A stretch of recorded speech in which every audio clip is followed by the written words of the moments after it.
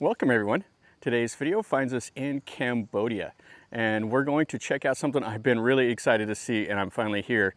I jumped on my motorcycle this morning, left early from Siem Reap and came over here to see this. Now the Cambodians pronounce it Koh Ker or something like that, and I look at it on a map and it looks like Koh Ker to me because it's with a K, but they do a G sound with the K.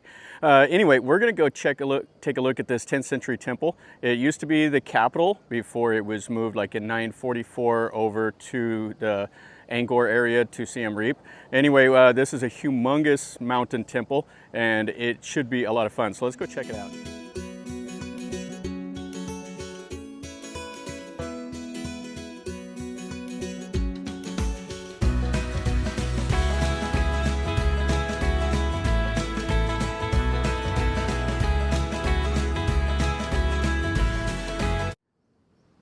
Around the temple, there's a bunch of smaller little temples that are in various states of disrepair. Right here, when you first park, there's two small temples right here, and you come in on a dirt trail and you go winding around through the jungle, and there's just lots and lots of little ruins. But I rode my motorcycle straight over here to see this. So let's go walk around here and enjoy the view when we get up to the top. You can see the name of these two little buildings right here, Prasat Thom or something like that. And they have a little write-up about it right here, talking about it was from 928 to 941, and it was under Jayavarman IV. And they have some pretty unique styling here that they did.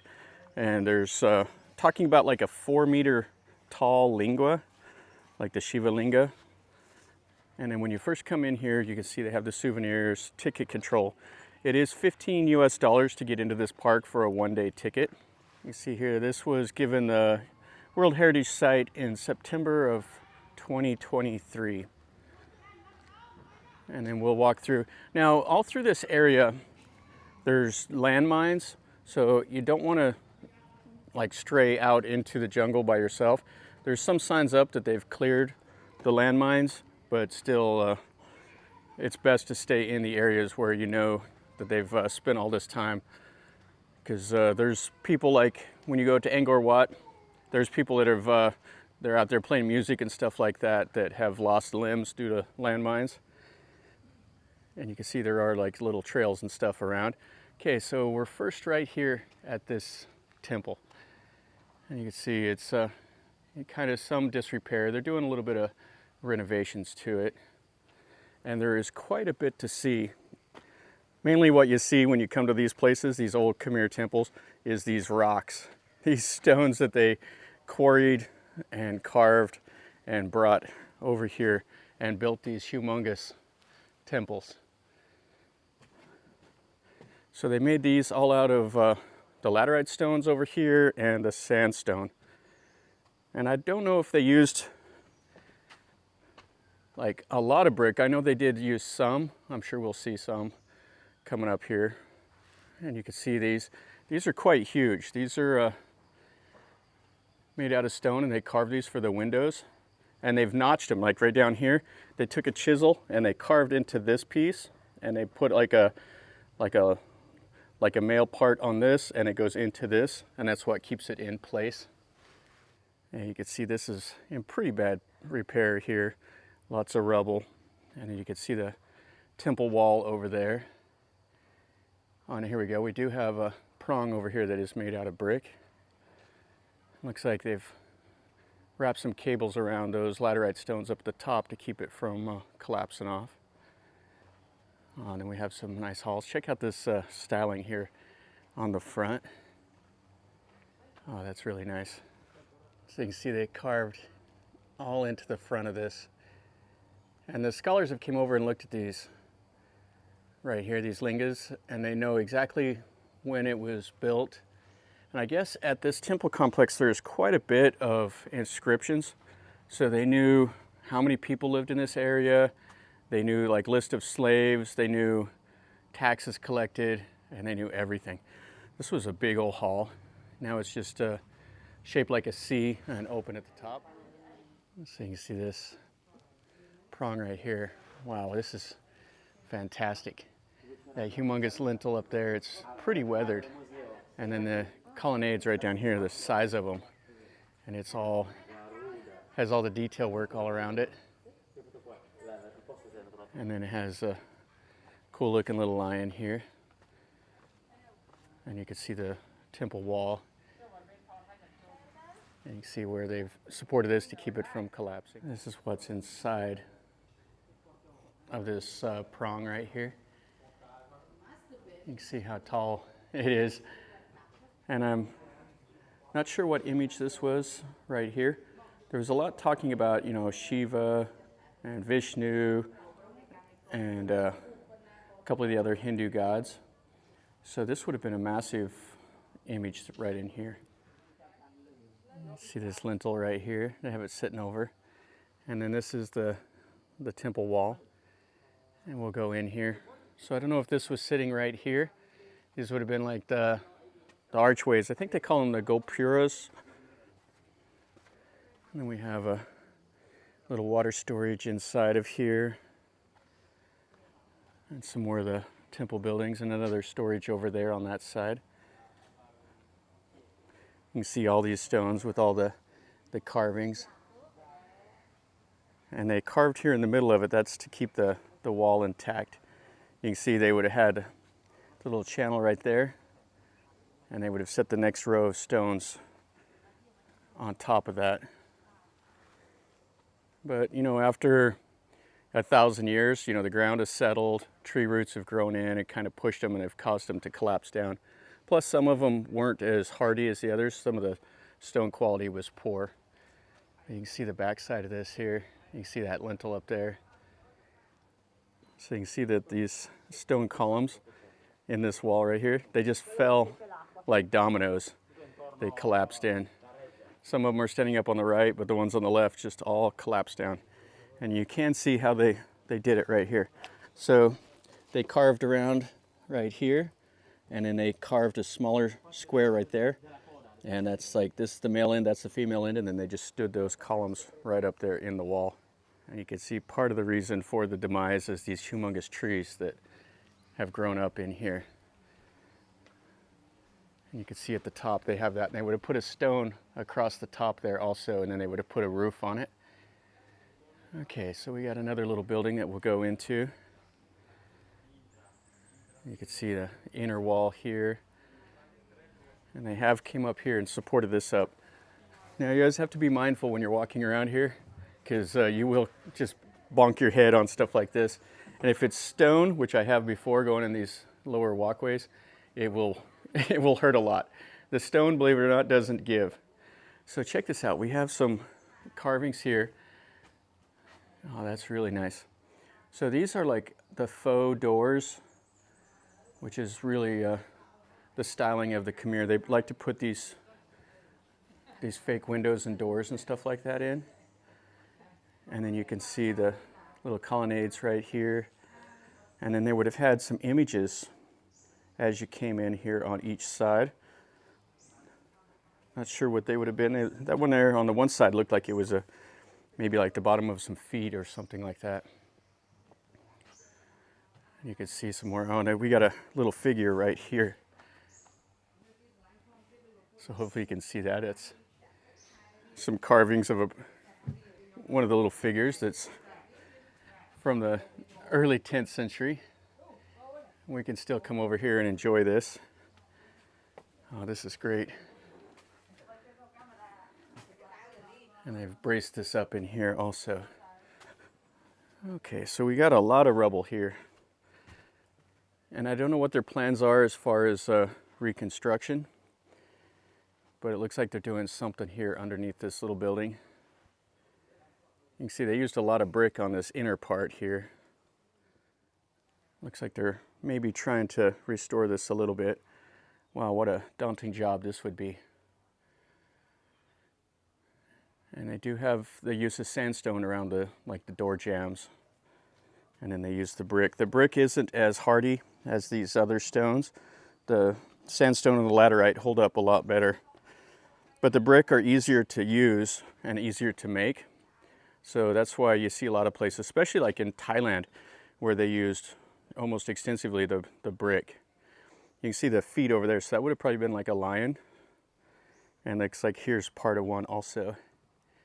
And then these little prongs here are just in terrible shape. You see the combination of the sandstone with the brick. And there's probably down below, well, there's some sandstone right here on the base, but they probably dug down and used like the laterite stones. Those are pretty easy for them to carve, or they were. Oh, we had a ton of little chetties all through here. And now they're just what you see right here. They would have had their images here. Now this is still considered a holy site. So the locals will come over here certain times of the year and they have ceremonies. You see they would have had another gopura here, the temple wall. Now the old grade is down. There's been a lot of soil that has built up over the years. So these walls would have actually been taller than what you see right now. And just a tremendous amount of just rubble. But we're almost up to where I want to go. The best is yet to come. We got some more water storage. So there had been 4 of these little ponds here, which is pretty typical. They wanted everything to be balanced. So they had 2 on each side of that little temple complex there in the middle. And we're coming up here. More rubble. And we got a seated image here. I don't know who that would have been. This was a Hindu temple. And I don't believe it was ever converted into Buddhism. I've never read that. And right here they have another one of these lintels. So you can see all the carvings in it. And the archaeologists have studied these extensively, so they know the meaning of all of them. It's kind of like an old story that's written in there. So it tells all the details of who built this. So here's the wall. And then the first view coming up here, this is the temple wall and some rubble. And this is the whole reason we came over here today. Check that out. Oh, this is so awesome. It's a 7-tiered tower, and it's just out here in the middle of the jungle. And we're gonna go up to the top of it. So you can see up here, there's some people way up at the top. They built the scaffolding there to keep everything in from collapsing down. Oh yeah. Now you go on the backside, so we can see it here, and we'll climb around, or we'll walk around over here and go to the top. What a fantastic look right here. So you can see they used all that sandstone. Now I don't know how far down they dug to build the base, but they would have had to dig it down and then get it down onto solid ground and then put all of those stones up. You can see the walls over there. So the top of it is a little bit different. I have seen those, they're like little cone things. I have seen some of those around Angkor Wat. Not Angkor Wat temple itself, but around in the park over there. Some of the older 9th and 10th century temples, you'll see that styling. And then if you go to the newer ones, the new and as in far like 12th century, they have kind of like a lotus shape to the top of that. So the styling has changed a little bit. And you can see they've drilled holes in them in order to move those big, huge stones. And you can see how much the sandstone has weathered right there. Yeah, this is just absolutely colossal. These right here, they actually look like they're unfinished. You can see they've only carved like on certain parts of it. So maybe these were defective stones and they left them over here and then the archaeologists uncovered them. I could be wrong. They could be, you know, put someplace where that only that little amount was visible. You can see what's left of the wall over here on this side. And the jungle just came right up. I mean, it was all through here. I've seen some old pictures of this before they cleared all the trees, and it is way, way different. So these are what I was talking about with like those little cone-shaped things, and they had those all across the top of the wall. And then you can see again here why some of them have collapsed down. That tree has taken root right there in the wall. Now it kind of creates a problem, because how do you get the tree out of there without causing the wall to collapse? And we'll go up these set of stairs here. Before we go up the stairs, we'll take one look over here at this little shrine they have built. So you can see the size of the stones that they used to make that wall. These are the laterite stones here. So you can see they have a big elephant over here. And the people of Cayman Lake left the little offerings to it. And a small little elephant shrine right next to that big one. You can see where the workers have put hammocks and stuff like that back there. Now it's time to climb these stairs. Now this is the part I've been the most excited about. I've been to so many temples and climbed so many stairs, but this one here is going to be a lot of fun. This is the first little tier of this pyramid. You can see the size of the stones they used. And so they would have had to clear all the brush. And as you can see, it's kind of coming back here as it is. And then we're going to go up the next tier. And they built this just a wooden stairwell to get up it. This is the second tier. You can see down below, we're already getting up almost to the tops of these trees. And more to climb. The trees have found little places right there in the cracks. Here's the third level. A little bit more debris up here. As you get higher, it's probably harder to maintain, because you got to get up here and then move these big, huge stones around. And it's hard to get equipment up here. This is all, if they put these in place, this is just manpower. So up here on the fourth tier, lots more debris and a lot more vegetation growing. And a nice little warning, do not draw. Now when you see this, you can see how they carved into this sandstone all the way up here. So it wouldn't have just been stones. They put all the styling in it also. Just what a colossal undertaking. And level number 5, you can see it's really getting to be in bad shape the further up you get. Another do not draw sign. Oh yeah, so yeah, we're up above the trees now. And yes, there is a falling hazard. All right, so here we are. This is the 6th level here. Just a little bit more to go. So you would have had some little figures here, like a Garuda is kind of what that looks like. And you can't really get up in there because they have those like big stones there. And now they have this humongous hole. Some of the Cambodians have came and tossed the Cambodian bills in there. And you can see the size of these stones that made it. Now this might have been where they had the humongous Shiva Linga. I was reading that there was one that was like 4.5 meters tall, something like that. Let's go up these last 7 steps to the top level. So here we are up on top. You can see it's just mostly rubble up here. Now this is why I came all the way up here.